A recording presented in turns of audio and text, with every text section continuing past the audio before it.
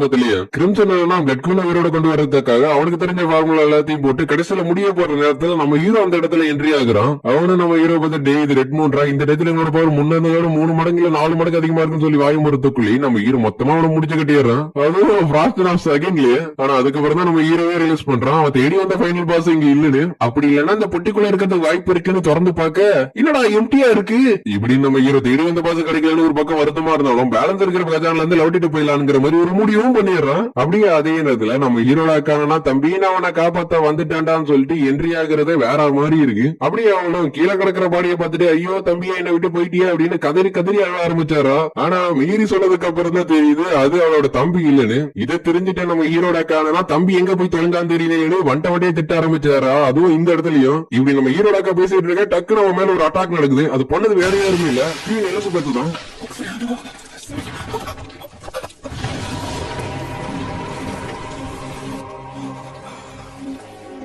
அப்படி அட்டாக் பண்ணது மட்டும் இல்லாம நம்ம ஹீரோ டாக்காவோட ரத்தத்தையும் குடிக்க ஆரம்பிக்க கரெக்டான ஷாடோ கார்டன்ல இருக்கிற மெம்பர்ஸ் எல்லாம் வந்து நம்ம ஹீரோ டாக்காவை காப்பாத்திடுறாங்க. இவங்க அடிப்பட்டதுக்கு அப்புறமா இவங்க இன்னும் மூச்சு விடுறாங்க. அதுகிட்ட பீட்டாவுக்கு இந்த விஷயம் பெருசா தெரியல. ஏன்னா லாஸ்ட் ஷாடோ இங்க இல்லாததான் அவளுக்கு பெரிய குறையா இருக்கு. இருந்தாலும் ஹீரோ டாக்காவை காப்பாத்துறதுக்காக இவங்க 3 பேரும் களத்துல இறங்குறாங்க.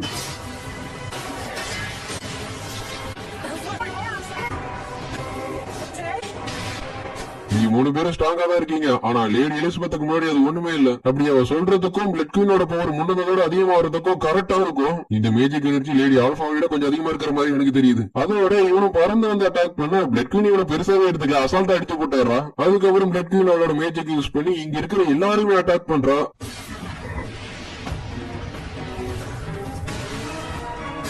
வீட்டாவும் ஹீரோ டாக்காவை காப்பாத்துறதுக்காக எல்லா அட்டாக்குமே அவன் மேல வாங்கிக்கிறா. அதுல அவளுக்கு பயங்கரமா அடிபடுது. நான் என்னமோ நினைச்சு நீ ரொம்ப பெரிய ஆளுன்னு ஒன்னத்துக்கு லாய்க்கலாதவனா நீ என்னோட கால் உடைஞ்சு போச்சுன்னு இருக்கிற நீ வேற நீங்க வேறையா எலிசபெத்துக்கு தான் ஆயிடக்கூடாதுங்கிற மாதிரி தான் பாத்துக்கிட்டு இருக்கா. அதோட வீட்டாவுக்கும் பெரிய ஷாக்கா இருக்கு. ஏன்னா இவ்வளவு பெரிய அட்டாக் பண்ணதுக்கு அப்புறமும் மத்தவங்களோட பிளட்ட புரிஞ்சு இன்னும் பவர்ஃபுல் ஆகிட்டு இருக்கானு. நம்பர் 666 மிஸ் கிளார கூட்டிட்டு இங்க இருந்து கிளம்பி போயிரு. ஏன்னா நீ முடிக்க வேண்டிய வேலைன்னு நிறையவே இருக்கு. அதுக்காக வச்சு நீ இருக்கணும்னு சொல்றா. ஆனா அடுத்த என்ன பார்த்தா இவங்க எல்லாரும் பொசஸாக ஆரம்பிச்சாங்க.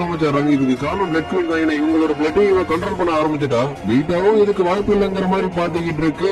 டக்குனு ஹீரோ டாக்காவுக்கு ஏதோ பண்ணுது. கண்ணை முடிச்சு பாக்குறப்போ அவன் நர்சிங் ஆபீஸ்ல இருக்கிறா. கொஞ்ச நேரத்துக்கு முன்னாடி உனக்கு வந்த சிம்டம்ஸ் எல்லாம் பாத்தீங்களா, அது ரொம்ப காலத்துக்கு முன்னாடியே உனக்கு கியூர் ஆயிடுச்சு. ஏன்னா அவன் தான் அதை சரி பண்ணா அவனுக்கு எல்லாமே தெரியும். அக்காக்காரியும் யார் என்ன காப்பாத்துனது கேக்குறா. ஆனா அதுக்கு அவன் பதில் சொல்லாம நீ மறுபடியும் புதுசா இருக்கேன், உன இப்படியே விட்டு குழந்தை மாதிரி வித்தியாசமா மாறிவிடு, அதனால நான் உனக்கு ஹெல்ப் பண்ணலாம் நான் முடிவு பண்ணிருக்கேன்னு சொல்றா. அதுக்கு அக்காக்காரி அதெல்லாம் கேட்காம என்ன காப்பாத்துனது யாரு, அதோட இதை பத்தி கொஞ்சம் தெளிவா சொல்ல முடியுமான்னு கேக்குறா. அதுக்கு அவனும் உனக்கு புரியுற மாதிரி சொல்லணும்னா அது ரொம்ப கஷ்டமாச்சு. இருந்தாலும் சொல்றேன், உனக்கு எவல்யூஷனை பத்தி தெரியுமா? குரங்குல இருந்தா மனுஷன் வருவான் நம்ம கதை. அதே மாதிரிதான் இதுக்கும் சில பல தியரி இருக்கு. கேட்டா அக்காவோ இதுக்கும் எனக்கும் என்ன சம்பந்தம் இருக்குன்னு கேக்குறா.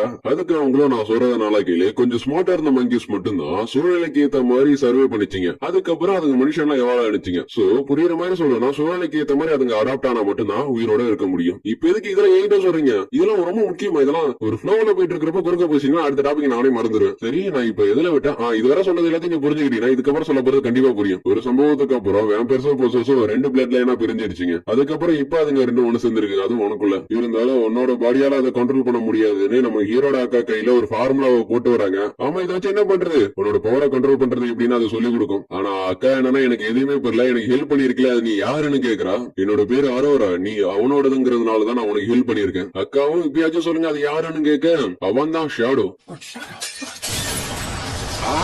ஒரு மாசத்துக்கு அப்புறம் நான் இப்பதான் திரும்பி வந்திருக்கேன். வீட்டாவும் பார்த்துட்டு நீங்க இங்க என்ன பண்ணிட்டு இருக்கேன், கிளார் எங்கன்னு கேக்குறா. இருக்கா சண்டை போறப்ப எப்பயுமே நான் ஃப்ரீயா தான் சண்டை போடுவேன். இல்ல இது கொஞ்சம் டைட்டா இருக்கு.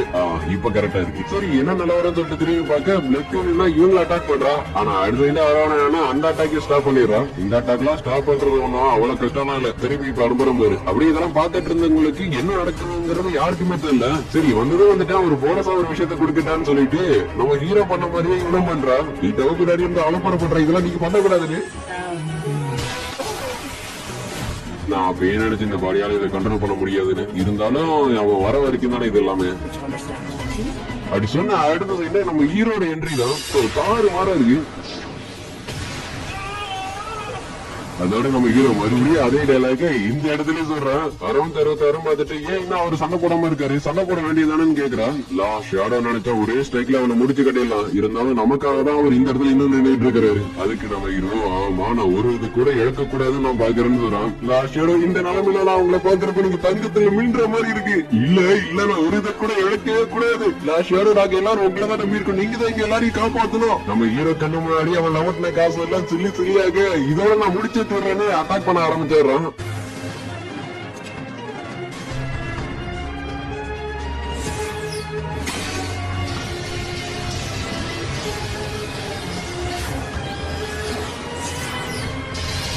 ஆமா வானத்துல அவன் எப்படி பறந்துகிட்டே இருக்கான் அதுதான் எனக்கும் தெரியல. ஆனா அவன் ரொம்ப இன்ட்ரெஸ்டிங்கா எனக்கு தெரியறான். என்ன இன்னைக்கு ராத்திரி நீங்க ரொம்ப விளையாடிட்டீங்கன்னு நினைக்கிறேன். சோ நான் இதை முடிச்சு வச்சுட்டேன்.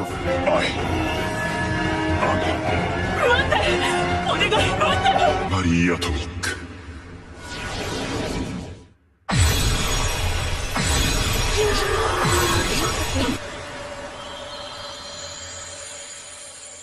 அதுக்கப்புறம் பீட்டா கண்டுபிடிச்சு பார்க்க அவன் உடம்புல அந்த மொத்த காயும் எல்லாமே கியூர் ஆயிடுது. சோ இதுக்கு காரணம் நம்ம ஹீரோ தான். அதோட அவன் தேடி வந்த சாம்பிள்ஸையும் அவன் எடுத்துக்கிறான். நம்பர் 60 எவனா ஆசைப்படுவோம் கூட இருக்கிற இடம் தானே. இங்கே வேணா ஷாடோ கார்டன் கூட சண்டை போட்டா வேடிக்கையா இருக்குமாங்கிற மாதிரி யோசிக்கிறான். அதே மாதிரி ஆசைப்பட்டு வந்தவனுக்கு ஆசைப்பட்டது எதுவுமே நடக்காம சிலதை பறி கொடுத்துட்டு போற நிலைமை ஆயிடுச்சு. உயிரோட இங்க இருந்து போறமே அதை நினைச்சு சந்தோஷப்படு. நம்ம ஹீரோ மனசுக்குள்ளேயே வேன் பேரு கோஸ்ட் பொசசி இது எல்லாமே பேர்ல மட்டும் தான் டிஃபரெண்டா இருக்கு. மத்தபடி பார்த்தா எல்லாமே மேஜிக் ஓவர்லோடு மட்டும் தான். இருந்தாலும் குணப்படுத்த முடியாததும் சிலது இருக்கு. என்னோட லெப்ட் ஹேண்ட பார்த்தாலே தெரியுது எனக்கு ஸ்பெஷல் பவர்ஸ் வந்திருக்குன்னு. நம்ம ஹீரோ அதை பத்தி அக்காட்ட கேட்கவே இல்லை. ஏன்னா இதை பத்தி கேட்க போய் அவளுக்கு மனசளவில் ஏதாச்சும் பாதிப்பு வந்துருச்சுன்னா அக்காவும் அப்படியே நம்ம ஹீரோ கிட்ட என்னோட லெப்ட் ஹேண்ட்ல ஏகப்பட்ட பவர்ஸ் எனக்கு வந்திருக்க மாதிரி எனக்கு ஃபீலா இருக்கு. சோ இதோட மிஸ்டேக்ஸ் நான் சீக்கிரமா கண்டுபிடிச்சாகணும்னு சொல்றான். அதுக்கு நம்ம ஹீரோ எதா இருந்தாலும் பரவாயில்லக்கா நான் எப்பயுமே நான் உங்க கூட இருப்பேன்னு சொல்றான். அதுக்கு அக்காவும் நீ இப்படி சொன்னதை நினைக்கும் போது எனக்கு ரொம்ப சந்தோஷமா இருக்குன்னு சொன்னது மட்டும் இல்லாம சேட்டு உனக்கு ஷேடோவை பத்தி தெரியுமான்னு கேக்குறா. இது நம்ம ஸ்கூல்ல இருச்சானே அவனா எனக்கு நல்லாவே தெரியும். என்னோட அக்கா இப்படி பேசுறப்பே தெரியுது அவ ஏகப்பட்ட கஷ்டத்துல இருக்கானு.